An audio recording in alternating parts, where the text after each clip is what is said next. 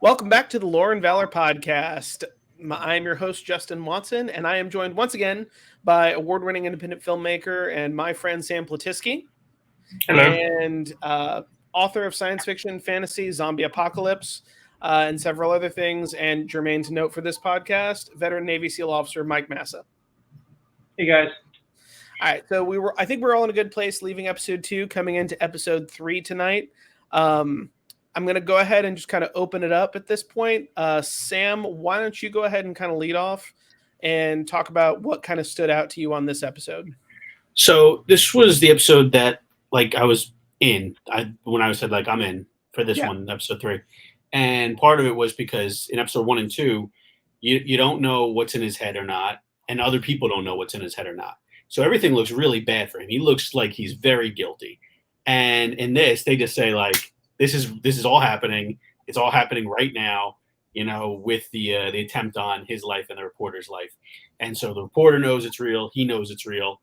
And I have mixed feelings about that definitiveness, but I'm also, glad that, other people are seeing, just not just him, are seeing what's going on. So the whole thing starts to open up in this one. So that was the main, I think, point from the episode from what I can see. Yeah, I agree with you. When he gets shot at in front of Katie, I think that's actually a relief at this point, because you can just get behind Reese for the rest of the adventure. Side note, a little bit of fun fact here. For those who may not know, that's actually Jack Carr who tries to kill his main character. That's the author who shows up looking like a whole operator on the streets, coming in to shoot his own main character. So I thought that was fun. So Mike, what's something that stood out to you about this episode that really kind of hit you? Frogmen hate posers, and frogmen hate LARPers, especially Spec Ops LARPers and blowhards. And the main bad guy we've met so far now, Horn, who starts the episode, is all of those things, and they crafted a really excellent asshole for us all to hate. God, doesn't he just have the most punchable face? Oh man.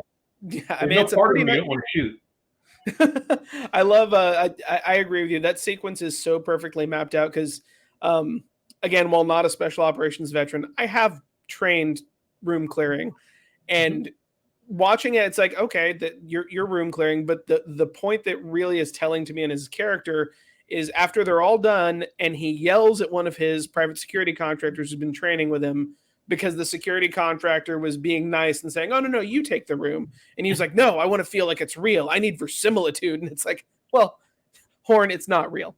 It's not real. He's tracking fractions of a second. And I think he had himself telemetered for BP and all the rest of the metrics. I'm like, really?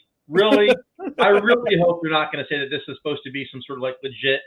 I thought they were going to, not having read all the books yet, I thought they're going to go, this could be maybe some sort of black site training, but it was perfect that this guy is going to be the character he's going to be. So it was actually well cast and well acted. Yeah. And not to put words in your mouth, Mike, but I think it's fair to say that if you're LARPing being a medieval knight or a fantasy wizard, that's absolutely fine. And we don't actually judge you for that. It's LARPing as if you're a commando that gets a little cringy. Watching this character on screen made the same rage and bile bubble that I got when I saw that photograph of Jeffrey Epstein wearing choker whites and a trident at the Halloween party. Oh yeah, I forgot about that. Epstein didn't kill himself. Yeah, that too. Do you guys think that they're just too unlikable and too bad, the bad guys, at this point? Because I mean, there are bad characters that aren't so clearly bad, but these guys in this episode specifically, Horn and Sean Gunn, I forget the character, Saul Agnon. They're so Kraglin. This is the episode where Star-Lord kills Kraglin. There you go. It is. But they're so blatantly bad. I mean, I don't know. But I feel like that's. I'll let you chime in too, Mike. I didn't mean to cut you off. I feel like that's realistic to life. That of the people who do things in life, some people are doing bad things because they have good motivations, but their judgment or character is so weak that they're still doing bad things.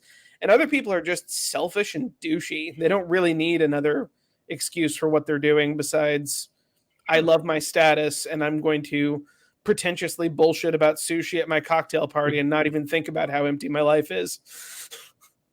I don't think that character regards his life as empty.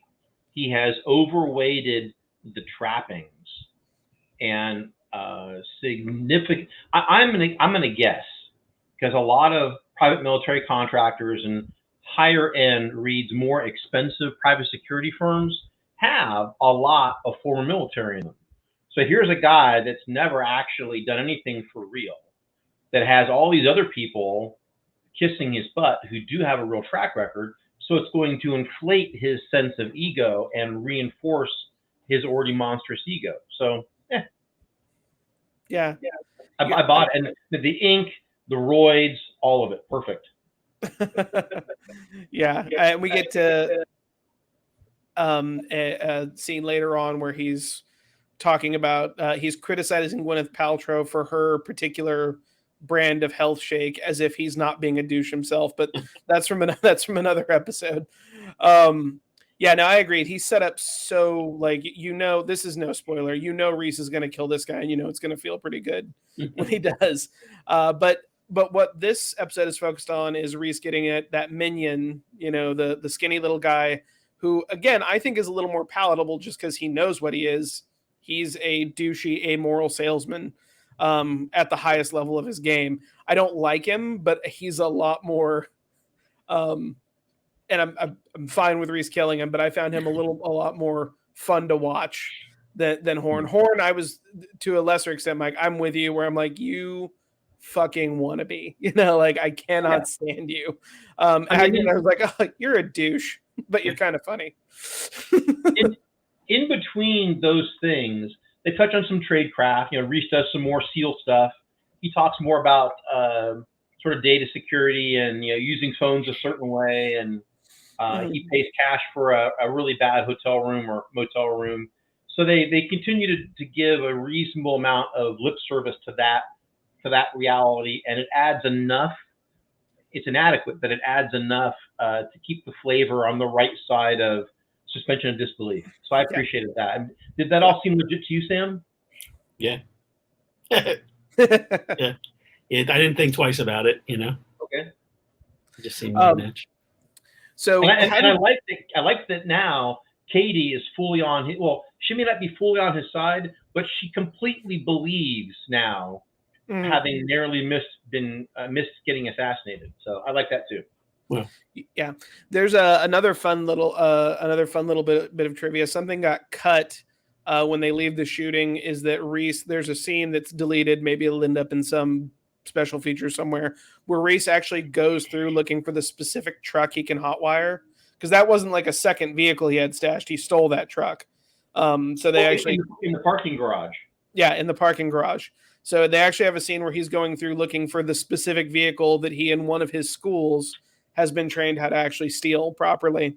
Sure. I do like one thing, another small note on Katie. I enjoy that he pulls Jack Carr's weapon, hands it to her and says, "You know how to use one of these?" And she's like, "Yeah, give it to me." I like that we're kind of over that moment that was mostly in the 90s, I think, and still in the early 2000s, where the heroine, not the drug, the female lead of a show thinks guns are icky and won't use them. Like, I'm really glad we're over that. I'm glad she had the sense to be like, yeah, I think having a gun on me would be useful right now. Thank you. I'll take that. I always appreciate that bit of common sense when I see it. Agreed. Yeah. So, and then the one thing I will say about the tradecraft too, and we talked about this a little before getting on the air, but I did think it was funny that Jack Carr, the hitman, actually had his targeting packet in his car with him. Because, like, hey, I have this big file folder about the guy I want to kill. Like, well, why do you have that file folder? No reason. I'm a fan. To move the plot forward. Yeah, I know. I get it. So the story can happen, but that is something I actually thought about while watching it. So, if you accept the concept that Horn's mercenary stroke PMCs aren't really that good, that they're actually pretty douchey, just like he is, then you can see one of them making that kind of rookie mistake, or have the extraordinary hubris that, of course, not only are they going to make the hit, but they're not going to get stopped by cops, right? Yeah. So yeah, because that's the thing too. It's like even if you succeed, he doesn't get a chance to fight back. Which, maybe if your tradecraft is better, that's exactly what would have happened. Nobody's bulletproof. There's a really silly TV series called Barry about a hitman that wants to enter Hollywood. You ever heard of it? I haven't. Bill Hader. Yeah. Bill Hader plays the hitman. Yeah. And there are sequences where he does a hit in this situational comedy that are 100% better tradecraft than happens in that scene. Well, but like you said, maybe you are dealing with, Horn and Agnon are kind of reliant on the junior varsity, so to speak, for hitmen. So we get, Reese is going through doing his tradecraft. We get in this episode, I think, the most disturbing iteration of the starling smashing into the window scene that we're going to get in the whole series with, we're pretty sure this isn't the real one because the rain starts, the starling hits, and then you get a flood, veritable armada of starlings ramming into the glass.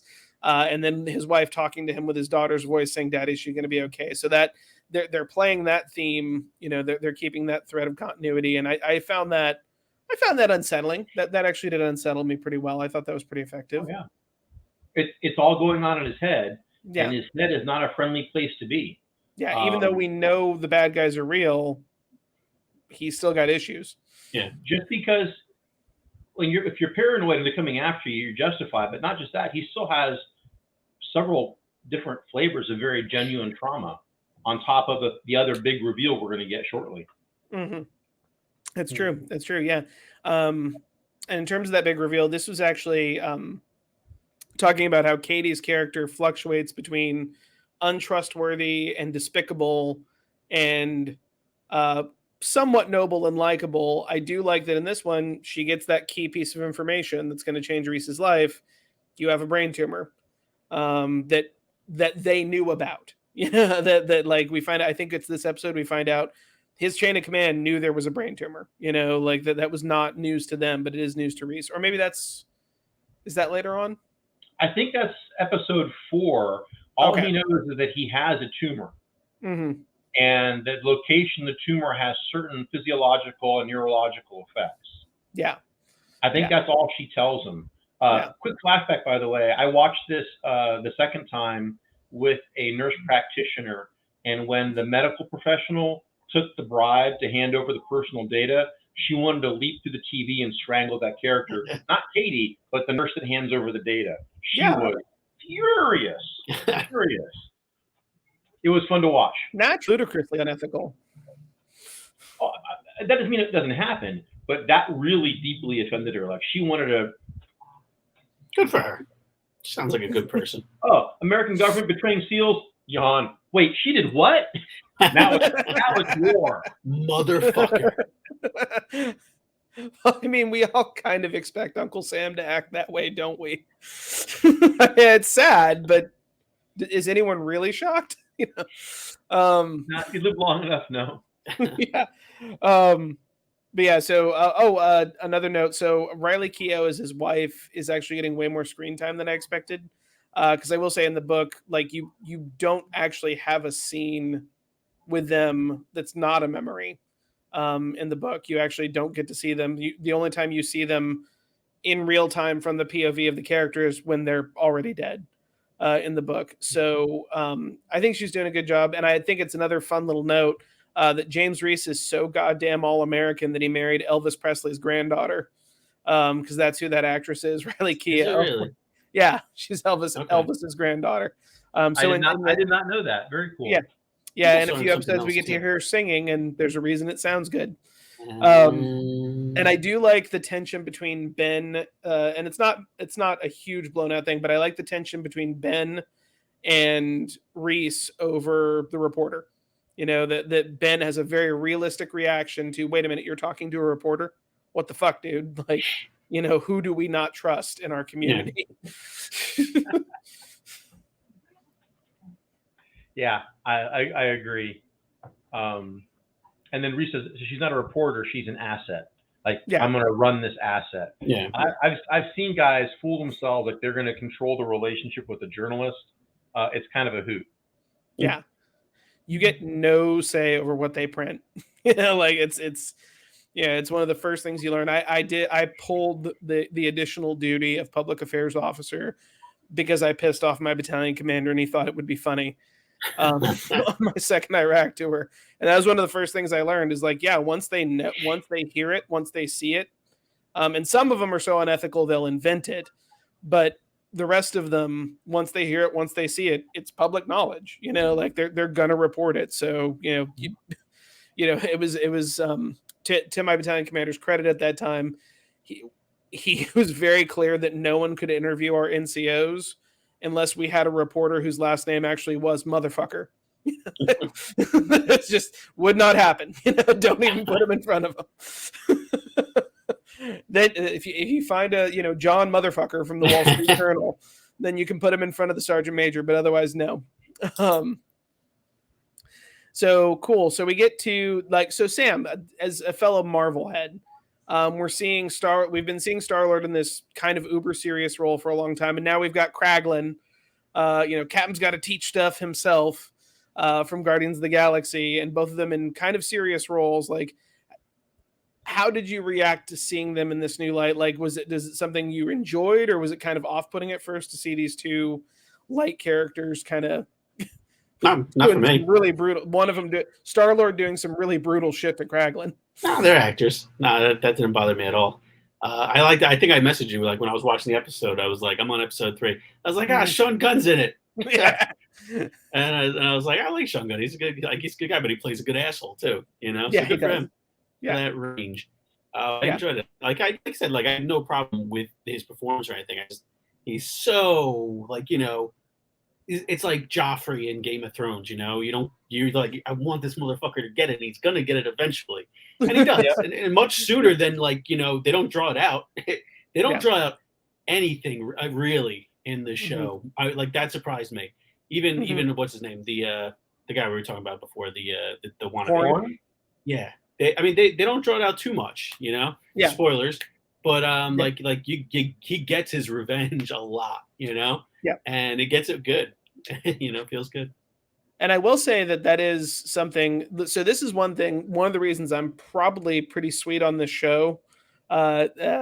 Maybe I will sometimes forgive it some things I would be harder on another show is the things that made it from. There are a lot of things that made it from the book into the show that I can tell were important to Carr, and that were good in the book and stayed good in the show. And one of those is that Kraglin scene.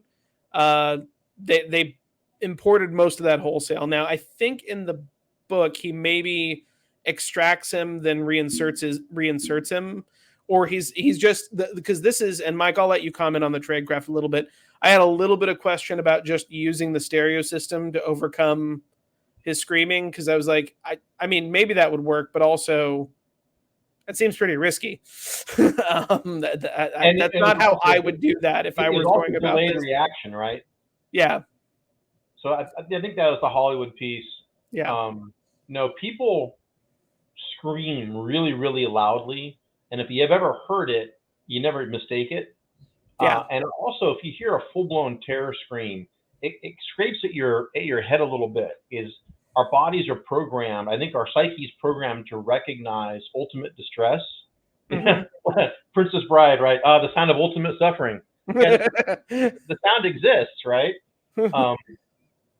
But you would start by letting them scream and then covering it up with another sound. Yeah.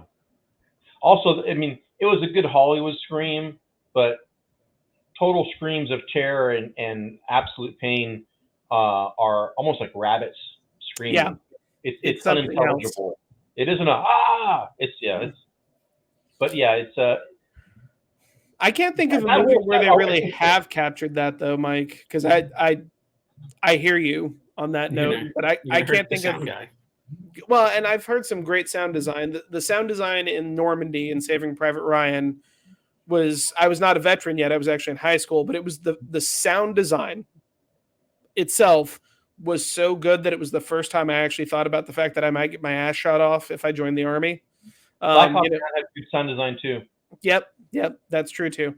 The only issue, not to get off onto a total tangent, the only issue I ever had with Black Hawk Down is those Rangers are all way too pretty. And that, like, I know some of those guys at least casually. Like, I got to meet quite a few of them, including Master Sergeant. The actors are too handsome. Yeah, the actors. Like, I mean, well, you look at how they cast Band of Brothers. There's a bunch of good-looking guys in Easy Company and Band of Brothers, but they're also normal-looking dudes who are in good shape.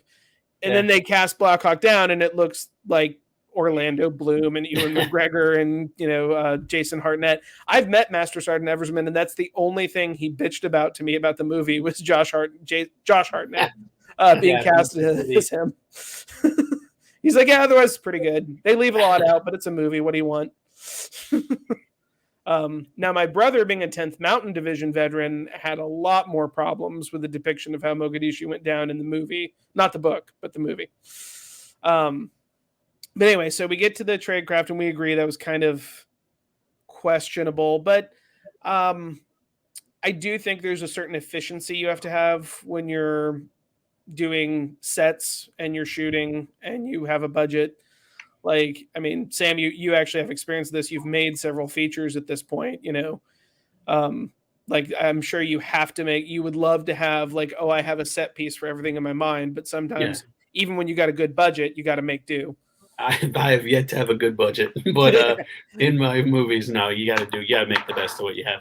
Yeah. I also think that, Reese is somewhat, like he's professional, but he can be a little reckless with a lot of the stuff he does. And a lot of it is driven by his, like, emotion. He's emotional about it. Like, especially, we'll talk about episode 4, but a lot of his, like, decisions are not like, this is what the mission would be the best way to do it. From, like, my no knowledge of it, it's, he's just doing it, man. Especially next episode, especially episode 4. You're spot on, Sam. And in episode 4, we're going to see that really clearly too. And he gets called out on, like, dude, this is not how you would do this. He goes, yeah, but that's not why I'm doing this. If this isn't an op, don't you get it? So we're almost getting set up for that.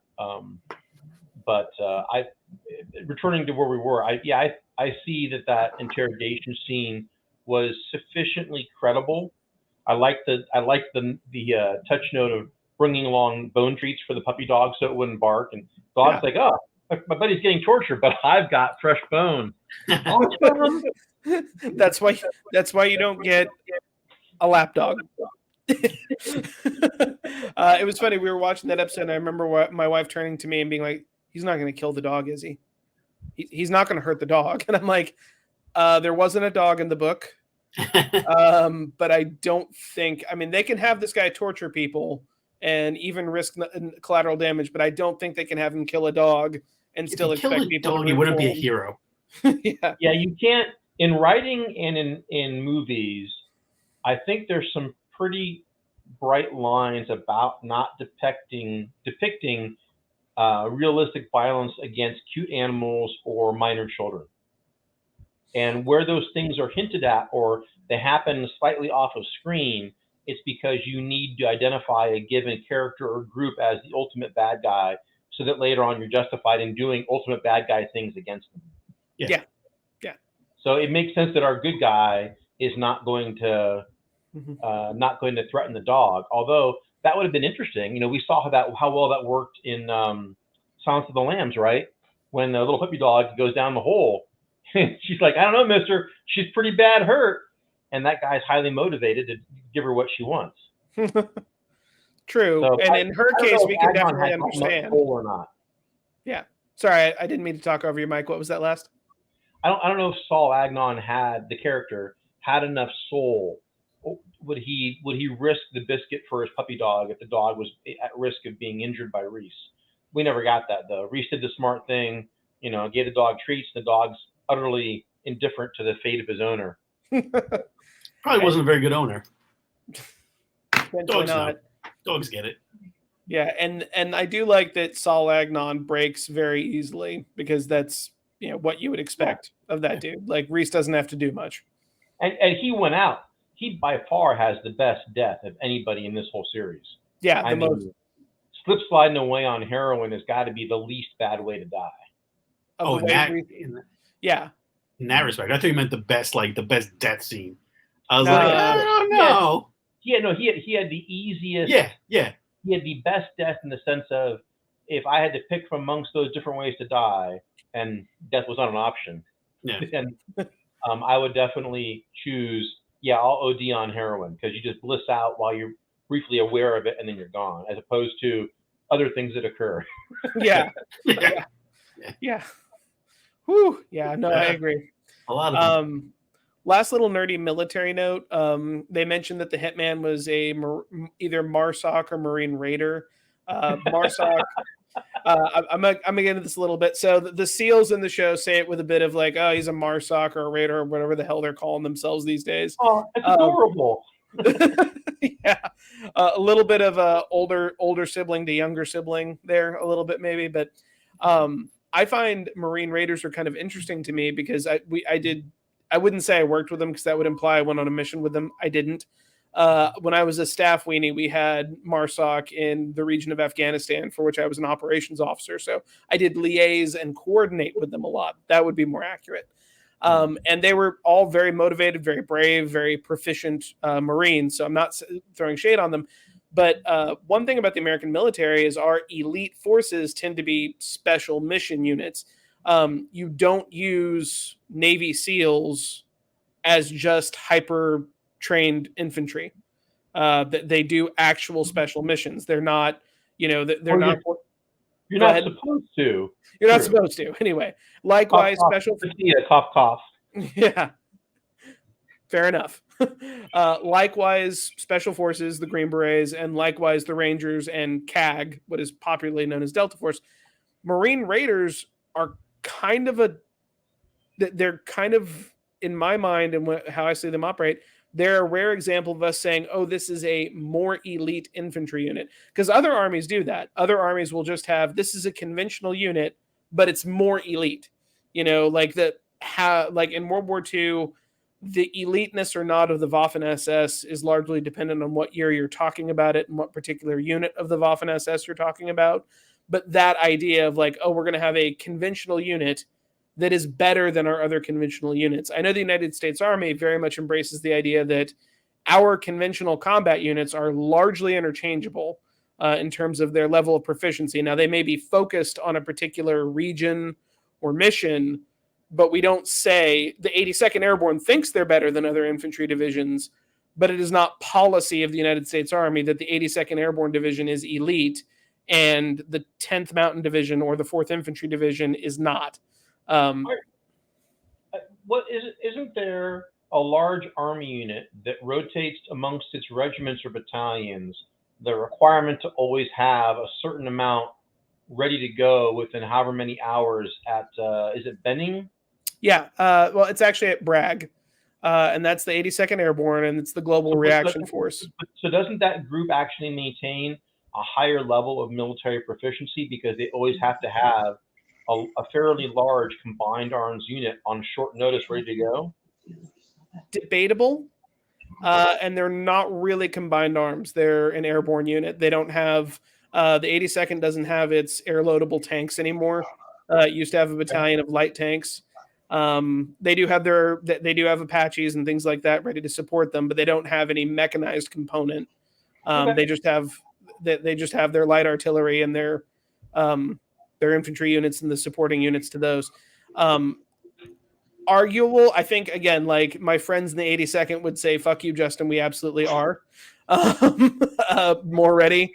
I think you could debate it. And I will say that people from the 82nd Airborne Division rotate out to conventional, not conventional. The 82nd Airborne is conventional. It's just airborne, but they rotate to other divisions that are not the 82nd Airborne Division. You as a Navy SEAL I don't think you ever served as a SWO on a destroyer, surface warfare officer, nor did you go join the Marines to be a Marine for a while.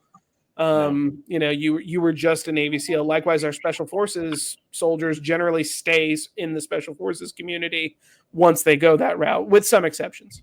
I know we're closing in on half an hour. Quick comment: the two SEALs chortling about Marsoc being adorable newcomers to SOCOM is really just payback for Ed Harris's Marines killing all the SEALs in The Rock with Nicolas Cage. That's just payback. That's some nice payback. Poetic justice. All right, guys. Sam, any closing thoughts? Again, this was the episode that got me into it more than the first two, and it just it opened up, and then it just starts steamrolling from I think from this episode on. He just goes to the end. No, I agree. 100% agree. The momentum continues to build in this episode, and that was needed after a fairly long setup. This is good. Yeah, agreed. All right, so I think we're closing in on it real quick. Sam, what's up in the world of Narrow Bridge Films? We've been at a bunch of festivals with my horror anthology, Tales from the Narrow Bridge. On Thursday, August 4th at 11 p.m., we're going to be playing the Gen Con Film Festival at Gen Con in Indianapolis. That should be a good time. If you're out there for Gen Con, or if you just live in Indiana, come on by, say hi. It should be a good screening. The movie's only an hour and 20 minutes, and it's pretty good. I like it, so come on. Seriously, when you get your signed copy of Margaret Weiss and Tracy Hickman's new Dragonlance book, I really want you to send me a picture of that. I hope I can, but I'll talk to you about that later. And Mike, what's going on in your author life right now? What are you excited about? I just got my first copy of the Black Tide Rising graphic novel. Oh shit! Wait, what? Written by Chuck Dixon, Delisana Cruz, Smith and Brown. Good stuff. Pick up your copy. There it is. That's based on something you wrote? Sorry? What is that? I'm sorry. This is the Black Tide Rising graphic novel, which is part of the Black Tide Rising series, where I've written 2 novels with John Ringo, who created the universe. And this is the beginning of the story in the graphic novel format, which introduces some of the characters that I'm writing. Awesome. Sam, you and I should do a review of that one. We should. I'm a huge nerd. I didn't know. It's great. Yeah, Sam and I are both huge comic book nerds. And Chuck Dixon is a name we know. Yeah, long time. Awesome. All right, well, that is all the time. Oh, links to all our work will be in the liner notes below. If you've enjoyed our content, please consider liking, subscribing, leaving us a comment for those algorithms, or a 5-star review on your podcast medium of choice. We're available on just about all of them. That's all the time we have for Lore and Valor tonight. I'll see you next time, and until then, keep up the fire.